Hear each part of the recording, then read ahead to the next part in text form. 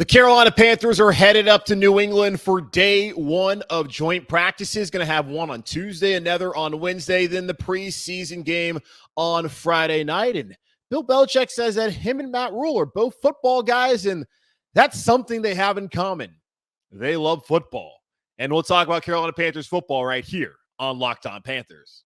You are Locked On Panthers, your daily Carolina Panthers podcast. Part of the Locked On Podcast Network. Your team every day.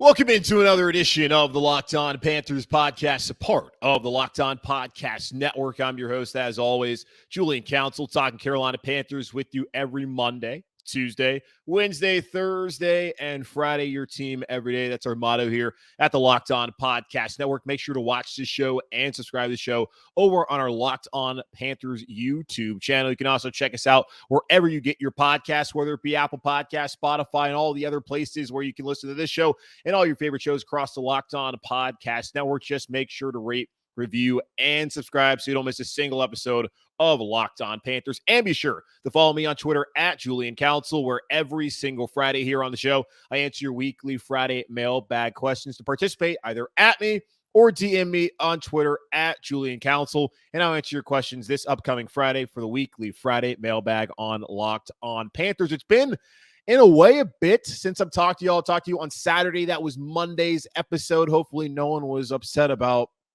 there being no, new episode on Monday. Either way, not much to get into after breaking down a preseason game, but we are now looking ahead to today as Carolina Panthers will open up day one of two joint practices with the New England Patriots. Bill Belichick entering the second year with Mac Jones, who apparently is one of the top 100 players in the NFL, according to the players. Okay, sure. Whatever. Either way, the Carolina Panthers get an opportunity this year, like they did last year against a team coming off of a playoff appearance, to try and gauge where they're at as they head into the week 2 preseason game Friday night in Foxborough against these very same Patriots. And Matt Rhule, Carolina Panthers head coach, talked to the media on Monday as he prepared to head up to Foxborough for the flight, get his team prepared, and just said that he feels that they're going to get more out of the joint practices over the course of the next 2 days, and they would get into preseason. And that might confuse some people because you're thinking, okay, well, you actually have a real game situation. It's basically live fire. But the thing that he brings up is that they are able to go through more situations than they would during a preseason game. And I understand that too when it comes to the amount of reps that starters are going to face Tuesday and Wednesday compared to what they're going to face on Friday night. Matt Rhule's not ready to talk about what the plan's going to be. We think about last year when they had joint practices ahead of the first preseason game against the Indianapolis Colts. We didn't see a single one of the starters out there in that preseason opener. And then the next week when they had joint practices with the Baltimore Ravens, still only saw one series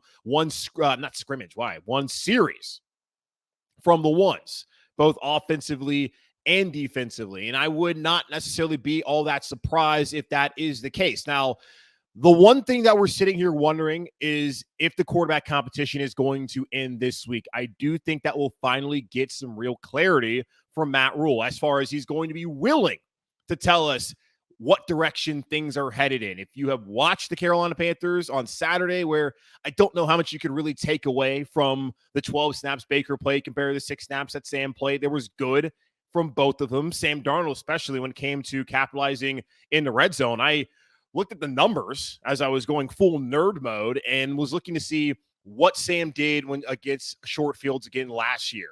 Last year when he faced short fields, so I guess I'm going to say 40 in the opponent's short or the opponent's side of the field, he only went 1 for 6 in those situations. The only time he ever capitalized was against the Minnesota Vikings, where he got the ball at the 18-yard line. And we saw that again on Saturday, but when he got to the ball and he tried to go between the 20s, didn't have success. Baker Mayfield came out there, completed a couple passes on third down, 3 for 4 the Panthers were on Baker's drive, but then they stalled out in the red zone, which has been an issue the last 2 years here in Carolina. Good and bad from both. But we're going to learn a lot more this week as far as whether it's going to be Baker's job, which it feels like it's Baker's job to lose. That's been the case, in my opinion, since July 6th. That is Baker's job to lose, considering the fact that Carolina Panthers traded away a fifth-round conditional pick in 2024 and spent the entirety of the offseason trying to find a way to upgrade from Sam Darnold. They did not bring Baker Mayfield in here to be Sam Darnold's backup. Last year, they did not trade for Sam Darnold and send a second, fourth, and sixth round pick to the Jets for Teddy Bridgewater to continue. It was going to be Sam's team. I think it's going to be Baker's team. And when you look at how the team has reacted, whether it's been Shaq Thompson, Dante Jackson, and even Matt Corral, who, when speaking to the media on Saturday after his woeful preseason performance, we're not going to sit here and freak out just yet. He kept talking about what Baker would do. What would Baker do in this situation? And that's how he's thinking. And if you watch the Camp Confidential, and we'll talk a little bit about it later on in the show, there was Baker, arm wrapped around Matt Corral, just trying to show him how to maneuver the NFL world. So I totally look at this as a Baker Mayfield's team. But we'll finally get an understanding, hopefully, at the end of this week. And it's not just at quarterback. There's still a bunch of consternation about how the offensive line sets up here in Carolina. When Baker was out there, it was Brady Christensen at left tackle, Michael Jordan at left guard, Pat Elflein at center. And when you watch the tape back, both Pat Elflein and Michael Jordan both struggled, both against Jonathan Allen and a couple of Matador Olays like we saw a year ago. It's going to work its way out eventually. Later on after that, when Sam came in, you saw the combination that we hope to see on the left side of the offensive line of Ike Ekwonu, the 6th overall pick out of NC State, Brady Christensen at left guard, then Bradley Bozeman at center. Just like I said with Baker, they did not bring in Bradley Bozeman to sit behind Pat Elflein. They did not trade, or they did, sorry, not trade, but they did not draft Ike Ekwonu to not eventually be the left tackle or at least play on this offensive line. It might start up day one where we haven't seen it at all. So it's hard to see this. We have not seen that combination of Ike inside at left guard and Brady at left tackle. I just think eventually they're going to get him out there. And if you saw the limited sample size, didn't look great against Montez Sweat on that touchdown pass to Sam Darnold. Credit for Sam for sticking in there and hitting Rashard Higgins. It's going to be a process to get him ready. And that process continues this week as the Carolina Panthers have Tuesday and Wednesday joint practices with the New England Patriots. Then on Friday night, preseason game 2, and hopefully on Saturday, like Matt Rhule told us, they weren't going to make a more legit depth chart until they had their second preseason game, and more in particular, they had their 2 days of joint practices with the New England Patriots. So we'll see how that all stacks up after this week. So it's going to be important 2 days, really, for Sam Darnold. If he wants to have any opportunity of keeping this job, which I don't think he has, he's going to have to perform well against New England, a team where he has famously seen ghosts. I guess more so infamously seen ghosts, and Bill Belichick has had his number like he did last year. It's Baker Mayfield's job. Go out there, seize it, so we can all move on and focus on what this team can look like in 2022 with Baker Mayfield under center. Now, continue to look at the Panthers depth chart. There were some interesting and intriguing, which I guess is the same word, competitions going on. The roster cutdowns made one of them even more clear, as a corner who some of y'all thought would be in competition is no longer here in Carolina. We'll talk about that here in just a moment on Locked On Panthers.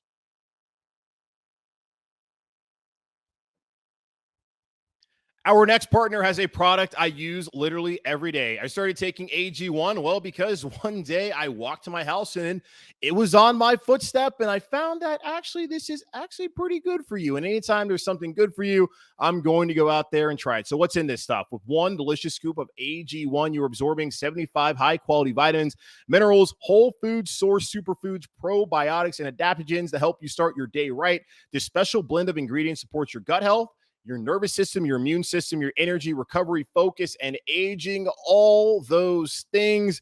It's a healthy for all certain types of lifestyles, whether you eat keto, paleo, vegan, dairy-free, or gluten-free. AG1 is for you. It's also very cheap. It costs you less than $3 a day. You're investing in your health, and it's cheaper than your regular cold brew or Starbucks habit. And here's the thing. People love it. Athletic Greens has over 7,000 five-star reviews. Right now, it's time to reclaim your health and arm your immune system with convenient daily nutrition. It's just one scoop in a cup of water every day. That's it. No need for a million different pills and supplements to look out for your gut health.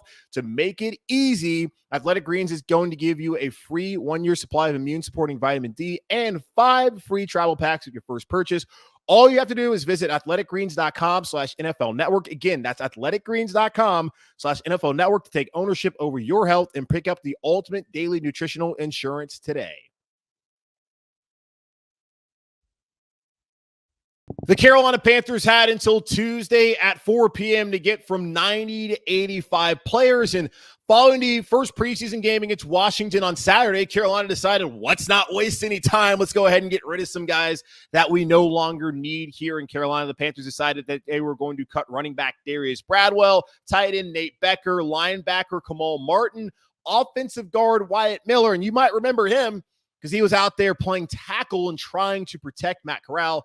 Did not do a great job of it. Also, we never really thought he was going to make the roster anyways. Best of luck to Wyatt. And this one was a little bit of a surprise considering the conversation that we've had about the DB room. Chris Westry, who started a couple games last year for the Baltimore Ravens, and because Marcus Peters and some of the other guys got injured in that secondary, he was here in Carolina. He is also a part of the 5 players cut, as the Panthers now have 85 men on their roster. You need to get down to 80 by next Tuesday at 4 p.m. Then the real cut down the following Tuesday. I had to get down from 80 to 53 for the initial 53-man roster. Initial is the key word. Just because someone makes the initial roster does not mean they're going to be there come week 1 as the Carolina Panthers welcome the Cleveland Browns here to Bank of America Stadium on September 11th. As far as Westry goes, he was not good on Saturday. And when I saw his name, I don't think I was expecting. No, I definitely wasn't expecting to see him there on the roster cutdowns,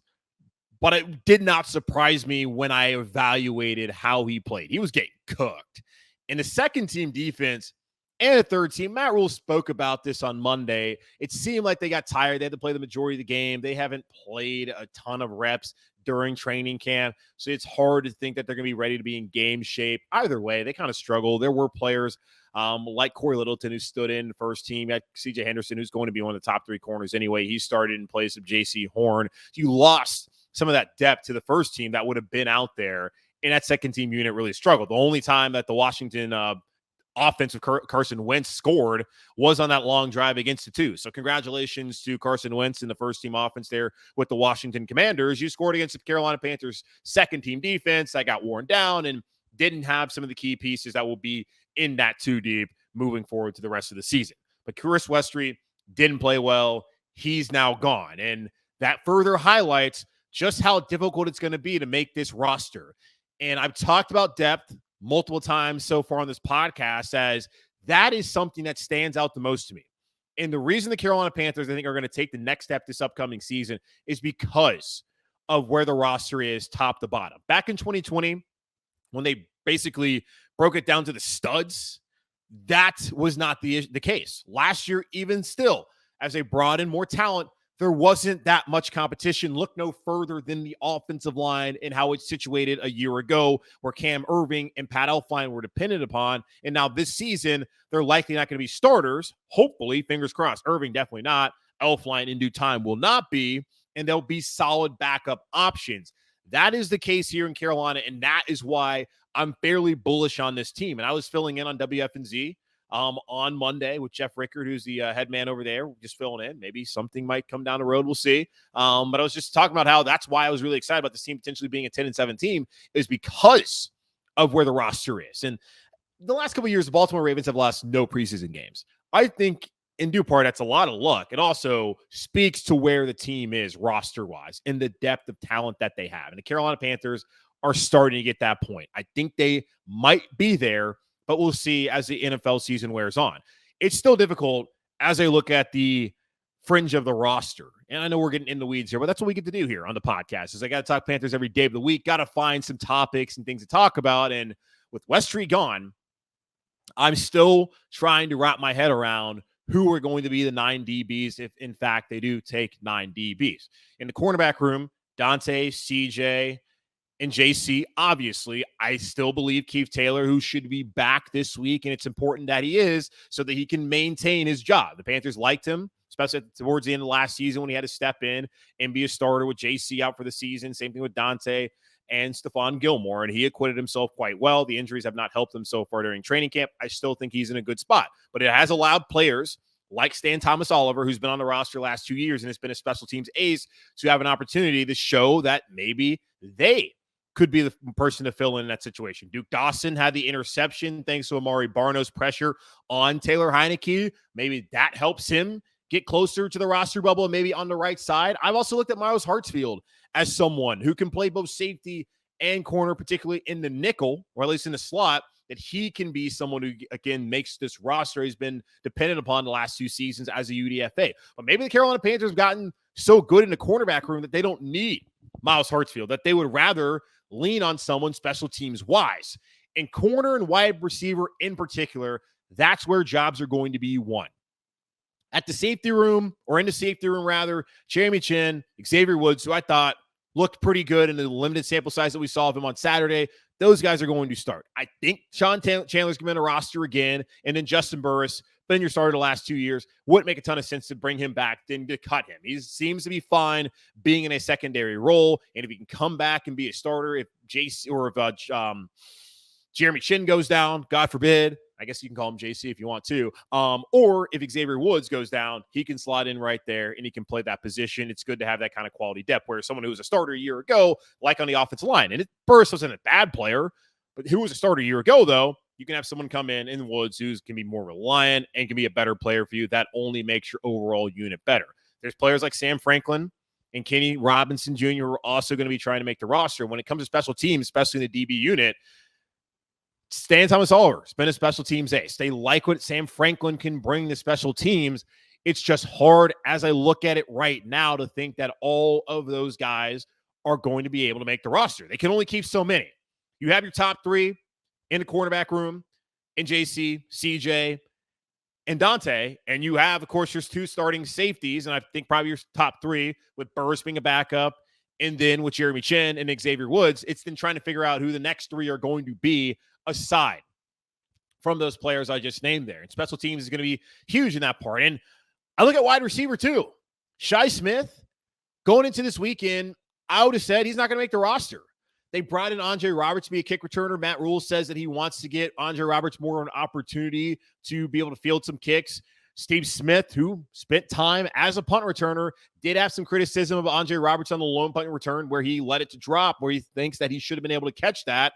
Shi Smith, though, made a good return, getting the Carolina Panthers in good field position on that final drive where they were aided by a couple of Washington Commanders penalties that put them in field goal range, and Zane Gonzalez is once again nails.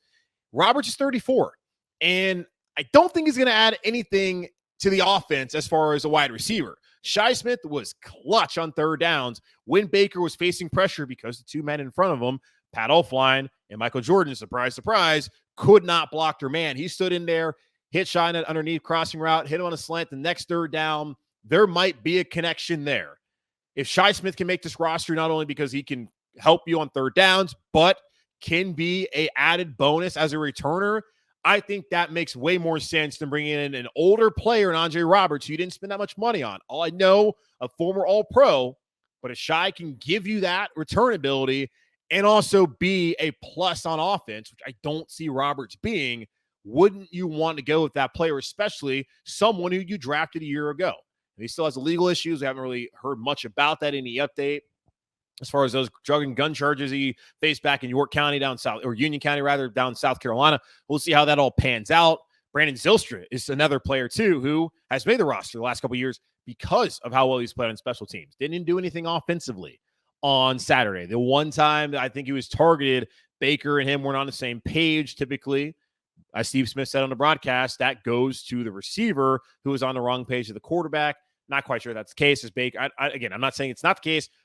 It's possible that Baker could have been wrong there, considering he's still trying to learn the offense. Like Roberts, Smith, Zylstra, Those three guys right there on the roster level as the top receivers should be. I mean, DJ, of course, Robbie's going to be on the roster. Terrace Marshall, who I think will be back this week, according to Matt Rhule. Rashard Higgins, he has to be firmly on the roster at this point in time. But trying to figure out who the next two are. If they take 6, or maybe they only take 5 this year. Again, quarterback, got 3 this season.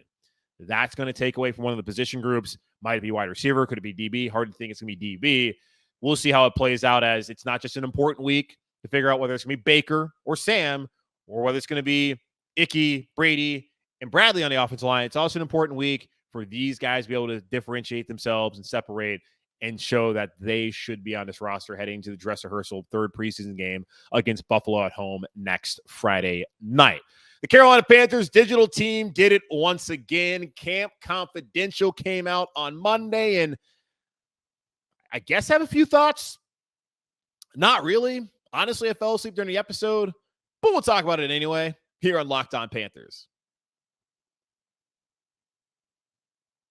It's almost the start of the NFL season. I love this time of year. It's just not the NFL, but it's also college football coming up. Week 0 is on Saturday of next week. North Carolina FAMU, cannot wait for it. Just ready to get the football. The preseason can be fun, but it's such a tease. Like, give me the real games. And if you're into sports betting or fantasy, guys, you're going to need a competitive edge to win this year. That's why I highly recommend the Elias Game Plan app. It's the ultimate sports betting and fantasy companion for the NFL, NBA, and Major League Baseball. Elias Game Plan is the only sports app from the most trusted name in sports stats, Elias Sports Bureau, the official statisticians of U.S. pro sports leagues, including the NFL. Their app lets you access team and player stats, head-to-head team comparisons, and Elias insights from the Elias Sports Bureau's research team. This app really is your one-stop source for player news and league-validated player stats and team records, expert game analysis for betting, building your fantasy team, impressing friends.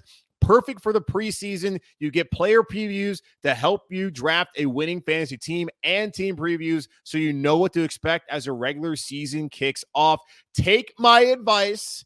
Don't ignore it, and download the Elias Game Plan app today with new features available all the time. Take your game to the next level. NFL season is right around the corner, so don't wait. Find the Elias Game Plan app in the Apple App Store or the Google Play Store today. If you haven't tried Built Bar Puffs yet, you are depriving yourself of one of life's greatest joys. And guess what? There's a brand new flavor. You ready? Delicious, indulgent cookie dough covered in 100% real chocolate. That's right. Built has done it again. Let me introduce you to my new favorite flavor, and really my all-time favorite flavor. Cookie dough chunk puffs have a light and chewy texture, real cookie dough chunks, and of course, they're covered in 100% real, rich, wonderful chocolate. All of the joys of eating cookie dough without the hassle of making it. Plus, they're healthy for you. Cookie dough chunk puffs are only 160 calories, and they have a whopping 15 grams of protein in them. Run, do not walk. I've been telling you for weeks. Don't walk, but run to Built.com to snag a box for you and the family. It will be a perfect treat, or you can find a really good hiding place and just hoard them all for yourself. Go to Built.com right now and use promo code LOCK15 for 15% off your first order. Use promo code LOCK15 at Built.com for 15% off your first order. As I've said plenty of times, Carolina Panthers digital staff kicks ass. They do a fantastic job putting out really good digital and video content for you, the fan, and even me, the fan / podcast host. And I like it. Camp Confidential came back again this year, came out on a Monday morning. I checked it out before doing the podcast today. And honestly, I was kind of tired. And I fell asleep in the middle of it, but good content once again. What can you really take from it? Not that much. It's always good to see the personality of a player like Dante Jackson and seeing his leadership as he's joking around. Hey, I told you I was mic'd up, right? To all the guys talking endless trash. He would annoy the living hell out of me if I had to sit there and have to listen to him all day if I was a receiver. Robbie Anderson wasn't a fan of it at one point in time, but Dante's like, hey, it's all love. I did appreciate the leadership that he showed. Same with Jeremy Chin when the cornerbacks, or I guess DB room, dropped a lot of interceptions that day. I'm glad they dropped them in a way, but also not, because that's not a good thing. You want them to catch those balls. You also don't want your quarterbacks to throw interceptions this upcoming season. I got to be taken inside with Tommy Trimble as well. And then Chris Tabor, new special teams coordinator, to see the attention to detail, to see his kind of personality was cool to see as he gets introduced to a lot of us here in Carolina. I think that special teams unit can be good for maybe 1 or 2 wins this upcoming season, as we've seen. That unit, particularly the place kicking game, cost the Panthers games over the last couple of seasons. We saw it right there on Saturday as Joey Sly up to his old tricks there in Washington, as Ron, for whatever reason, is going to depend on Joey Sly once again, but not our problem here in Carolina anymore. I do wish, though, that Hard Knocks was here. I was curious if they were going to do what they did a couple years ago when they decided to have Honeywell sponsor the drama of will they or won't they keep Cam Newton. They didn't do that with Baker and Sam Darnold. And I guess it's a good thing. If we had HBO here, they would have done that. I do understand that the league is able to have final edit on everything, but the league would have played that up. The Panthers were going to play that up. We also know that it's a sham as far as this being a quarterback competition. It's going to go to Baker. I don't see how Sam, unless he just all of a sudden lights it up this week in New England, is going to win this starting job. That's why I wanted HBO. And this also is only 1 episode. I don't know if they're going to do any more for the preseason and the other practices going on. I guess training camp technically is over in Wofford, but they're going to continue their training camp practices, or really preseason practice, leading up to the season this week, of course, in New England, and then next week when Buffalo comes to town. And after that, about 2 weeks before their first game against Cleveland Browns on September 11th. But HBO would have been fun. I've heard the Lions have an entertaining HBO Hard Knocks. I haven't watched Hard Knocks in years because it's basically the same thing every year with a team I don't care about. And selfishly, I wanted the Panthers to be on it. Not only because, hey, Panthers fan, I want to watch that. Team's never been up there. But for content, y'all, take me inside. Show me what the team probably wouldn't show us. Give me that drama. We don't have it. It's okay. Camp Confidential. Go check it out over on YouTube if you have not already, or on Panthers.com. Again, they do a great job. That's going to wrap up this edition of the Locked On Panthers podcast, a part of the Locked On Podcast Network, hosted by yours truly, Julian Council. Again, make sure to watch and subscribe to the show over on our Locked On Panthers YouTube channel, and be sure to follow the show wherever you listen to all your favorite podcasts, whether it be Apple Podcasts, Spotify, or all the rest. Just make sure to rate, review, and subscribe so you don't miss a single episode of the show. And follow me, Julian Council, at Twitter, on Twitter, at Julian Council, where every single Friday I answer weekly Friday mailbags, either at me at Julian Council or DM me at Julian Council to participate this week in a weekly Friday mailbag. In the meantime, take care, be safe, and I'll be back on Wednesday to break down joint practices between the Panthers and Pats. Adios.